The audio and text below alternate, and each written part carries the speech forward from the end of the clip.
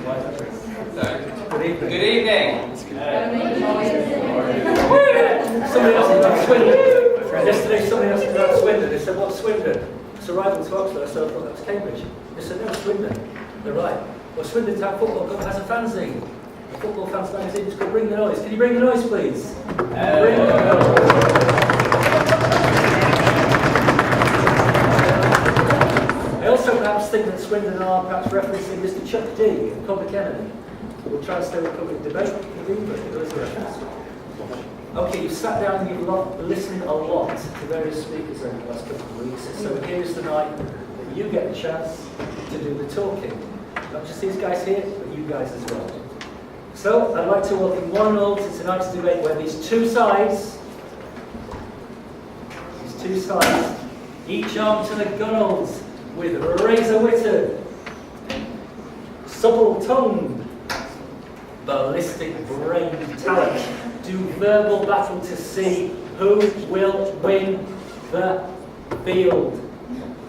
I deliberately mix my metaphors on a night of fizzing, intellectual cut and parry, where each metaphysical buccaneer reaches for the weapon of the moment in a bid to convince you, the doubting audience, slow to swing, difficult to enlist, that theirs is the cause to whose mast you should tie your colours. By that I mean you get to vote at the end of the whole thing. So I want you to forget Federer Djokovic, you tennis fans out there, dismiss Messi Muller, Aroit, to use that wonderful Shakespearean word that we heard in Macbeth the other day, Aroit, Argentina, Germany, and get with this programme.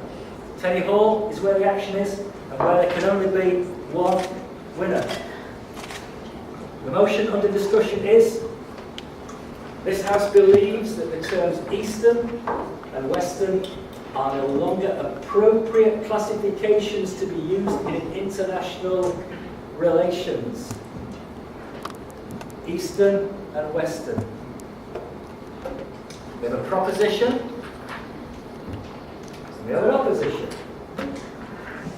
To my left, we have those for the motion under the stewardship of their captain, Mr. Maxwell Richardson.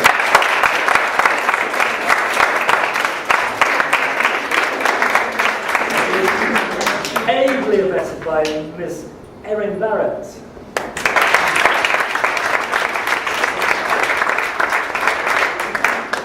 By Mr. Samuel D'Alfonso.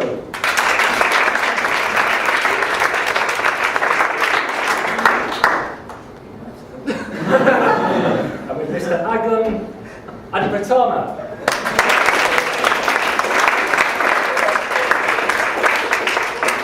To our right, we have those against. Captain, my captain. Mr. Alistair McDermott.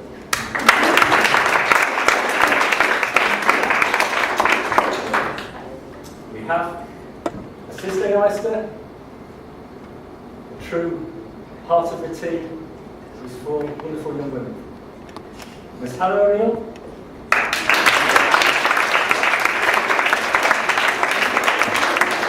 Richard Olsen.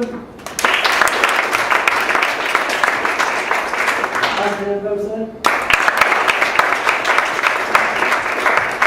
Miss Valeria Golasova. Okay, Harry's touched on some of the format. There's going to be 5 speeches from each team, yeah? 1, 2, 3, 4, 5. 1, 2, 3, 4. I'm taking it to the max. 5. 2 for Maxwell. Okay? Right, now then. 3 minutes, as Harry said. 4 minutes. 4 minutes, beg your pardon. You can speak for 4 minutes and 4 minutes only. Every minute you will hear not the sound, that we all know, but this sound once. And at the end of the 4 minutes we're going to hear this sound. Now, it's a little bit more complicated than being listening and speaking for 4 minutes because you can interrupt with points of information, which makes it interesting. Not you, the audience at this stage, the other team. We then move on to rebuttals, and I'm going to hand over to our moderator. It's an interesting phenomenon he's going to explain to us. But first of all, I want to introduce you to our moderator, because this gentleman has done so much to make this evening possible. He's taught at A-level. He's taught at university level in this fantastic establishment. He's taught at C-level. And he's taught at this stratospheric level that these guys are working at. Fantastic. A wonderful, wonderful achievement. This gentleman comes to you as a great erudite scholar. A first degree in Arabic at SOAS in London, one of our finest institutions. An MPhil in Arabic and philosophy in this fine institution. And a doctorate in philosophy of the mind. Dr. Nadeem Ahmed. Thank you.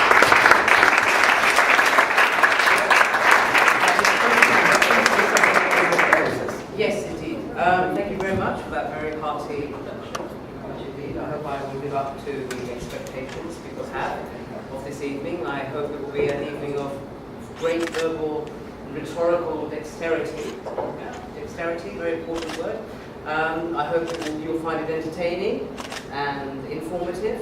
The process is, well, the rebuttal process will involve just the two teams.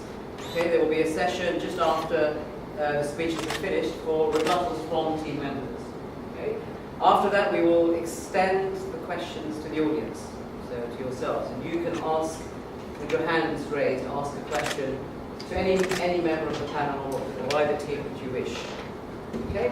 After that, we will ask both teams to withdraw from this chamber, and we will have a show of hands. Okay? We will vote for the team that we think has come up with the best reasons. Again, you might score teams based on entertainment value. If you decide to do that, you are entitled to do that. There's nothing wrong with voting for the team that makes you laugh. Yeah?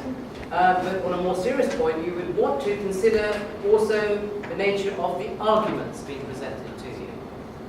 So in a sense, you're here to sort of obviously be entertained partly, but also to try and work out whether or not you believe good reasons have been given for the various points of views that you'll be hearing tonight.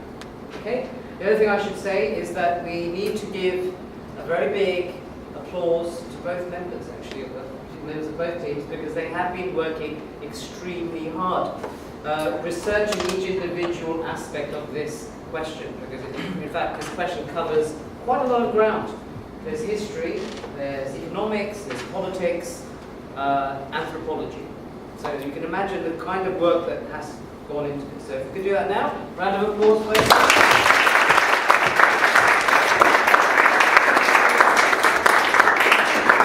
Thank you very much, Nadeem. So it just leaves me to say, battle commence, make SD.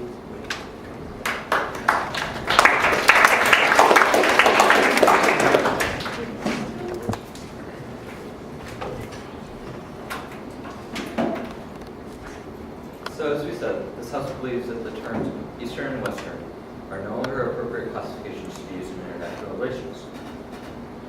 Okay, I think that makes sense. Although some terms need to be better defined. International relations, for example, it's somewhat vague, so we're defining it as a formal language.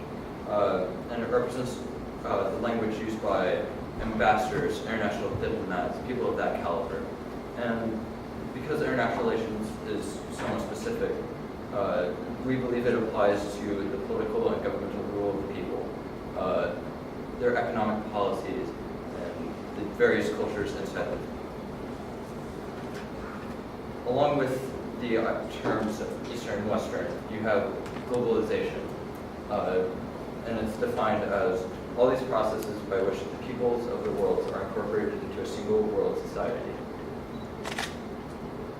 Well, with hand in hand goes modernization, which is the integration of economic, political, and social, cultural, and is argued to be related to spreading modernization across borders.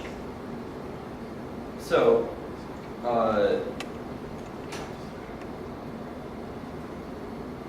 the East, Asia, China, Thailand, Indonesia.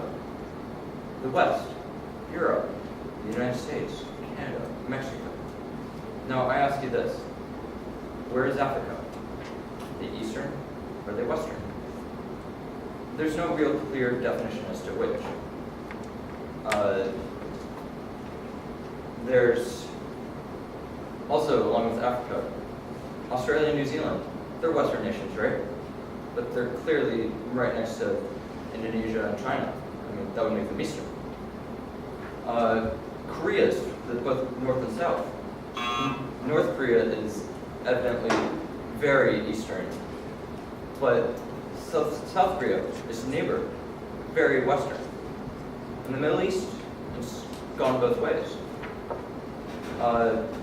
The prime meridian is usually seen as a good way to indicate the east and the west, but the prime meridian runs through Greenwich, which is an arbitrary line.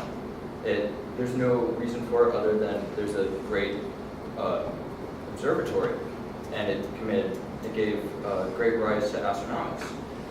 It's an outdated term, eastern and western.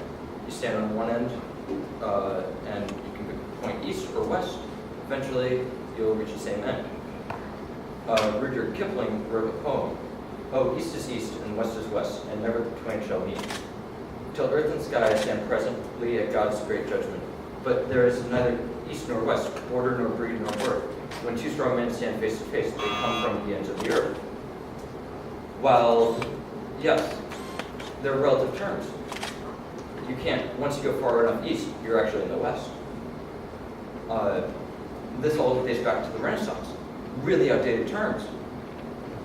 This is slave trade, but these terminologies came around when they thought the world was flat. So there was a definite east and there was a definite west. But now without this flat world where it was based upon, there's no real way to judge which way is east and which way is west. You have your geographic line, but if you follow the prime meridian, that would mean continental Europe's in the east. I don't think many people think that. And then you have global organizations like the UN. We're starting to live in a globalized world. The world is starting to modernize around each other. And yeah, we have like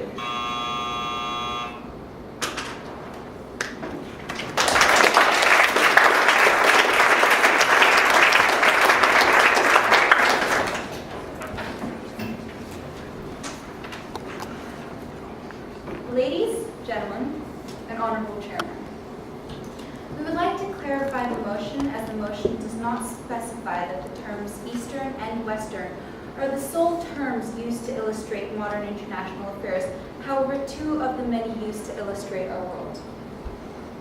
Along with the terms Eastern and Western, there are a number of adequate terms used to describe international regions. These include the Middle East, Latin America, Africa, and Antarctica.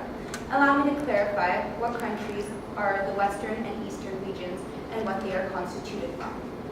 The East consists of China, Russia, Mongolia, North Korea, South Korea, Taiwan, Indonesia, Laos, Malaysia, Myanmar, Sri Lanka, the Maldives, and Japan. The West consists of Italy, Germany, Austria, Belgium, Croatia, Czech Republic, Denmark, Estonia, Finland, Greece, Hungary, Ireland, Latvia, Lithuania, Liechtenstein, Moldova, Macedonia, Malta, Monaco, Montenegro, Netherlands, Norway, Poland, Portugal, Romania, Spain, Sweden, Switzerland, UK, the Vatican City, Canada, New Zealand, Australia, and lastly, the USA. I bet you get the gist now. Geographically, what makes the terms East and West appropriate for international relations are the separation of resources alone. The East have primary resources such as iron, oil, and coal. And whilst the East and West both might have these primary resources, it is clearly defined that these primary resources are more likely to be found in the Eastern world. This creates a clear distinction between the Western consumer and the Eastern producer. According to a report written by Luke Burgess from the Wealth Daily in 2009, 200 trillion US dollars worth of natural resources can be found in Russia. Unlike the USA, which collectively owns 40 trillion US dollars worth of natural resources, less than a fourth worth of the resources in Russia. The statistics for the USA are based off the nature, climate, change report conducted in 2014. The climate in the east follows with greater farming for crops such as rice. The climate allows for crops such as rice to be produced more effectively, unlike the wheat which is grown mostly in the west, influencing culinary differences which impacts our culture. The differences in vegetation is what flourishes in medicine. Homeopathic medication is a strongly regional-based medical therapy, and the examples of regional therapy are Chinese medicine, which are used greatly throughout Asia. The medical form spreads through examples in China down through the most of the east. Western modernized medicine includes vegetation mainly found in western regions of the world, such as eucalyptus, while in Asia, a lot of medicine is consistent of ginseng. The resources used in clothing are different.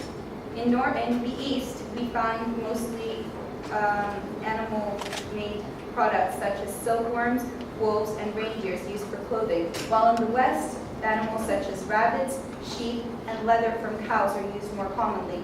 This is because these animals have regionalized in these areas, and through customs and culture, they've been used for clothing. So therefore, I would like to summarize that the vast differences between East and West support the argument that the terms are still very much appropriate in international affairs. Thank you very much.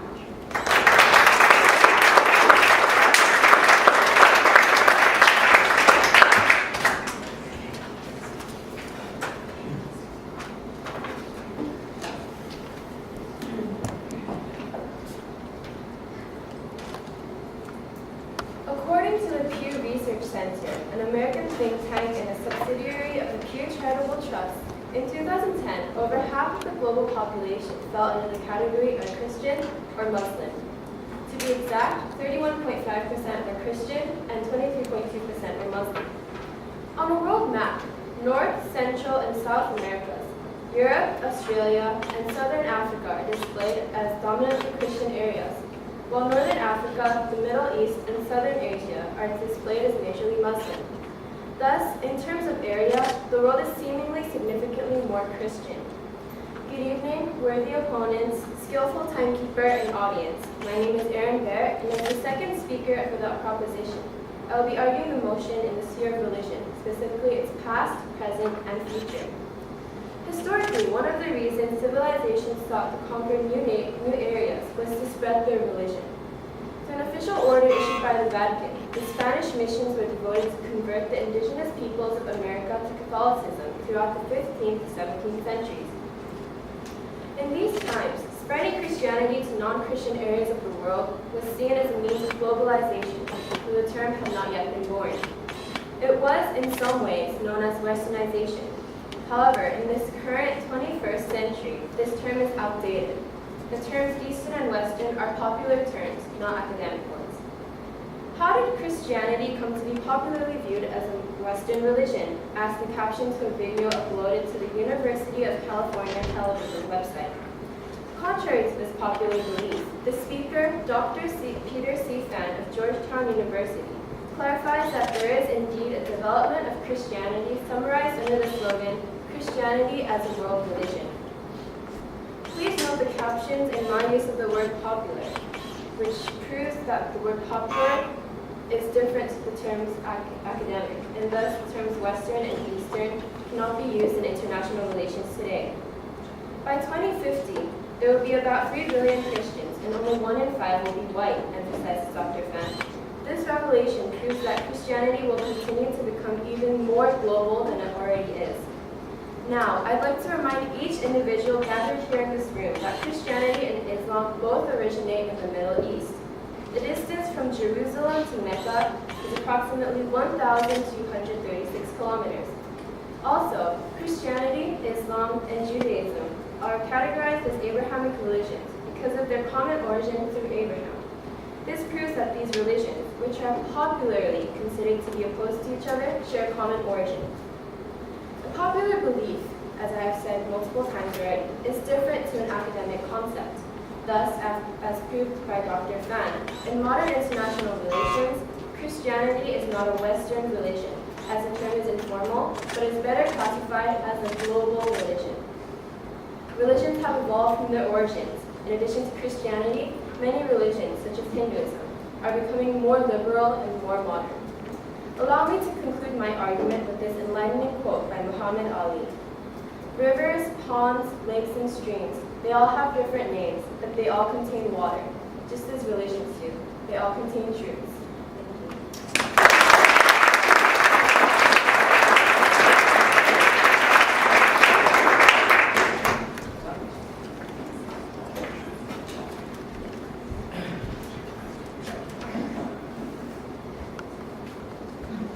Honorable Chairman, ladies and gentlemen, I am the second speaker for the opposition against the motion. The terms East and West, as we are referring to, date back to 1884 at the International Meridian Conference in D.C. It was there that Max is referring to that the Greenwich Mean Time, also known as GMT, became the first worldwide time standard. The two reasons for the meridian to be set in Greenwich were firstly that 72% of the world was already using British-made maps and the nautical almanac, both things which had established Greenwich at the point of zero. The second reason being that the first accurate charts and maps were drawn with Greenwich as the point of zero as well. With Greenwich at zero, the terms East and West were developed. They were solidified by their geographical locations. GMT is still relevant as it is still the time standard set in place across our world, but now it is known as Central Universal Time. One could argue that the international borders of the East and West, which are defined on this map, are no longer the same today, which is true, but this only shows how the terms are adapting and evolving with the modern world. Although the geographical boundaries constantly change between the East and West, their ideals remain consistent. For example, in the Second World War, Germany's attack eastward was an aim of destroying the Russian communist forces. In the past, East and West used to be associated with the terms communism versus capitalism. In Winston Churchill's The Iron Curtain speech, he addresses the Cold War, which began in 1945. During the Cold War, the tensions between the United States and the Soviet Union were at an all-time high, emphasizing the infamous relations between East and West. Churchill states, "The fear of them alone might easily have been used to enforce totalitarian systems upon the free democratic world, with consequences appalling to human imagination," them referring to a communist or neo-fascist state. In response to the tension between these two extremely powerful nations, the United States and 11 other Western nations formed the North Atlantic Treaty Organization, commonly known as NATO. To strengthen these countries' relationship, the Marshall Plan was instated as a financial base in April of 1948, also known as the European Recovery Program, directly following World War II. Its objective of restoring the confidence of the European people in the economic future of their own countries and of Europe as a whole. The Soviet Union perceived the program as an attempt for America to intervene in international affairs and therefore refused to participate in fear of becoming entrapped in said deal. In response to Western Germany joining NATO, the Soviet Union and its related communist powers founded their own alliance of relative powers in 1955 called the Warsaw Pact. These two groupings of alliances became the Western and Eastern powers at that time in extreme tension. The only change between now and then were when the Warsaw Pact alliance disbanded, when all Eastern European communist governments disbanded in 1989 and 1990. Broadening the term Eastern past Russia, other prime examples of the split between East and West would be the Korean and Vietnam Wars. Both wars completely caused by the West's aversion to communism as a government type. The historical disagreement on something as crucial as government type has existed for many years and still exists today, as my fellow debater Valeria will touch on later. The historical divide between Eastern and Western sectors of this world are as important as their ability to adapt as the world is constantly changing. Now, the terms Eastern and Western have evolved and become associated with respect to terms production and consumption. The proven evolution of these terms contradicts any argument stating the terms Eastern and Western are outdated in international relations.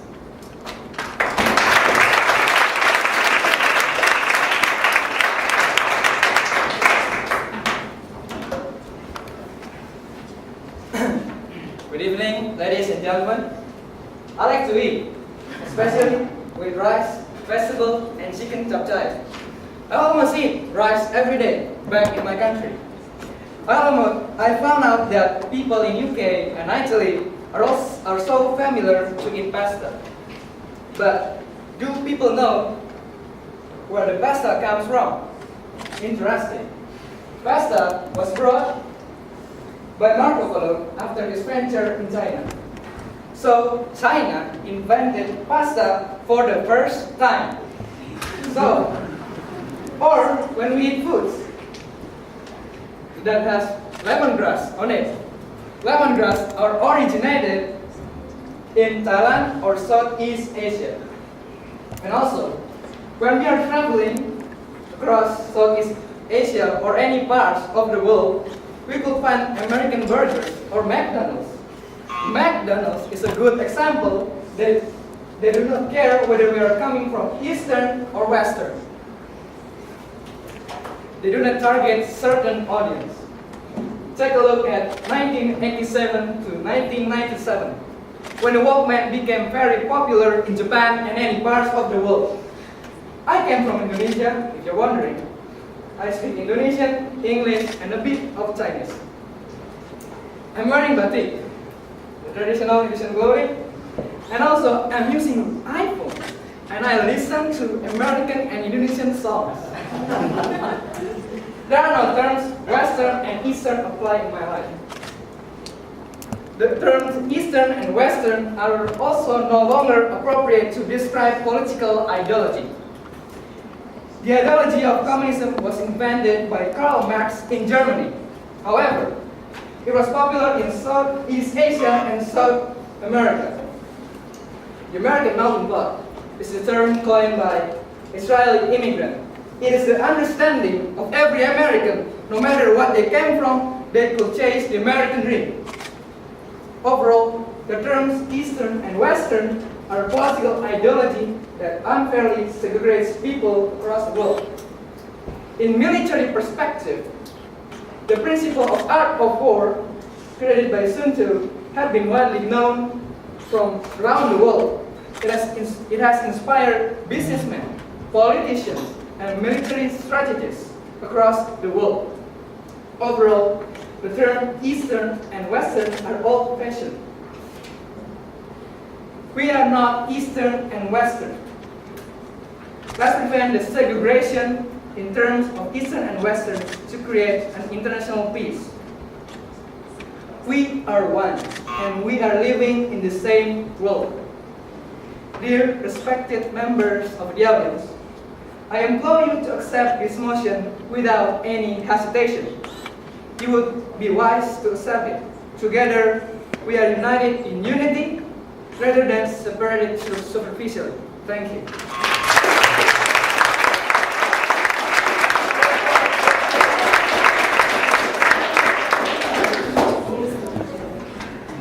Point of information, I think. Yeah, a point of information. Okay, yes. Sorry, I'd just like to clarify, where did you find out that McDonald's does not specify within countries and does not change their menus dependent on what country they're serving?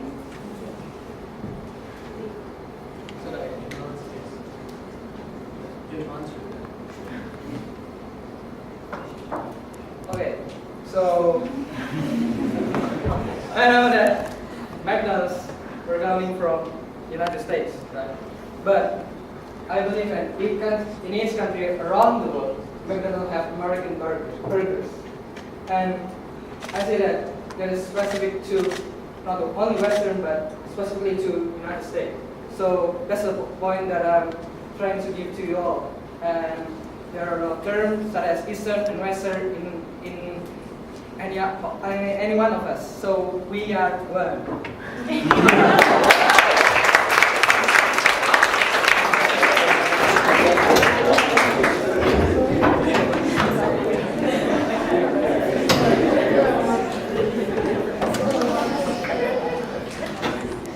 Honorable Chairman, ladies and gentlemen, I am the third speaker opposing the motion.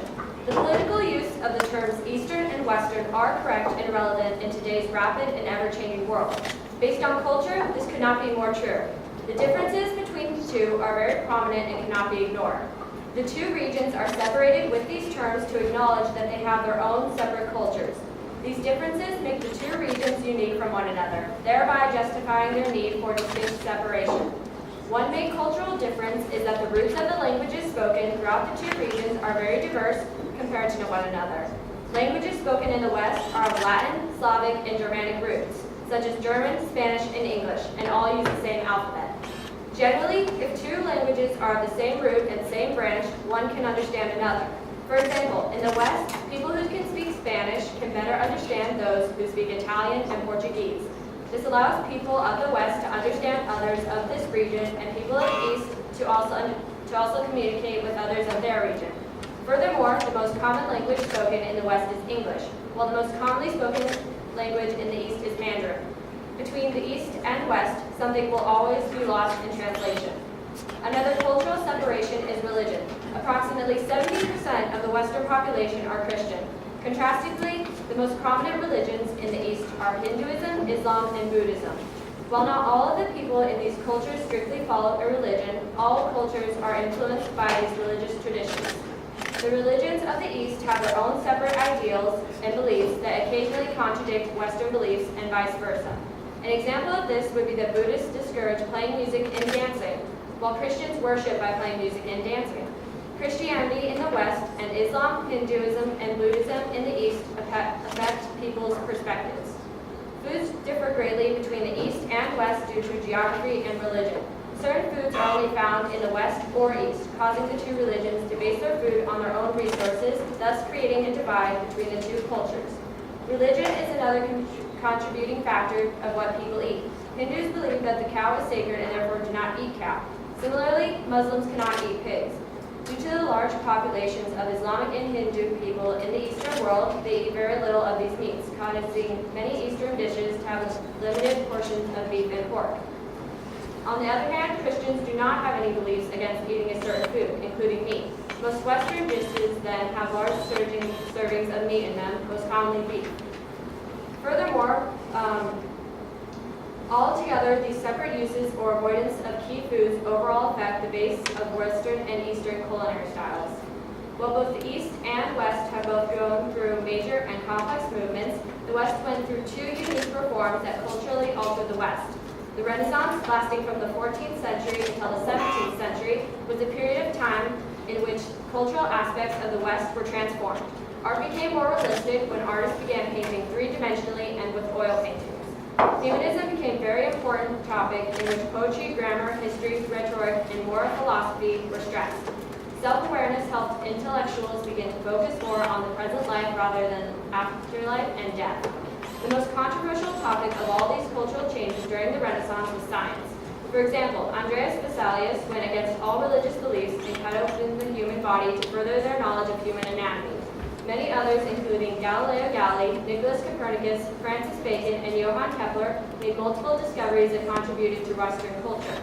The West also fought within itself during the Protestant Reformation when wars of religion raged. People such as Martin Luther, John Calvin, and Zwingli broke away from the Roman Catholic Church and formed their own religious communities. There are countless layers of history in both the East and West that are extremely convoluted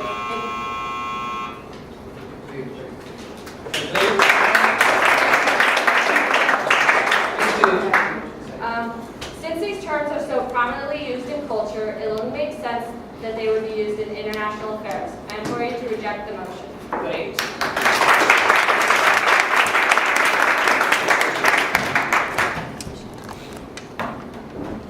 Hey guys, drugs and money and drugs, what can I say? These are great indicators of society. They are a great charger. The difference between East and West are measurable in both respects. Medicine fails to follow the boundaries of East and West. Many medicines are universal, produced by pharmaceutical companies. These pharmaceutical companies produce drugs that are taken across the world. While there are brand names that are not recognized in different countries, the same drug is just known under different names. Ibuprofen, a very common drug, is recognized by various brand names across the world. And as for these Eastern medicine or remedies, these same companies search for the active ingredient of the herb or whatever the medicine is. Once they discover what it is, they reproduce the chemical and put it into a capsule form. So these Eastern cures and remedies are really just the inside of modern pharmaceutical drugs. The reasons that there are distinctive remedies from the East dates back into history. Before we understood medicines and were blind in the ways of chemistry. However, people make many advertising these remedies because of the historical connection. Able to profit also on the fact that it sounds different. Sellers use the ideas that their cures are different than pills at the pharmacy. The only real difference is what is in the active ingredient. Settlers capitalized on the fact that it seems different. The reason it may work better are the active ingredients within the pill, along with the placebo effect. These sellers of exotic medicines are at profit off these seemingly better medicines. There's much more profit for them rather than east and west. North and south are commonly used among economists. Are you guys studying economy? Raise your hand, come on guys. Well, there are trends along the preconceptions of east and west. These are better seen through the north and south division. The north and south show these global trends, but these terms are used by global companies. The majority of the world's wealth is located in the northern hemisphere. While it's hard to find the distinction in the east and the west, no nation is necessarily part of the east and the west. Some nations are unable to identify themselves. The people of Bosnia and Herzegovina identify as both Eastern and Western, depending on their upbringing. So how can you identify the total wealth of the East and the West, when you can't even identify which country is in which category? So I have a question for you guys. Is anyone here from Japan? Raise your hand. Are you guys similar with the drug Eve? Are you similar with the drug Eve? Yeah, ibuprofen? Yeah? Okay, so this is a perfect example of how drugs are international, and not many drugs are not categorized anymore as Eastern and Western.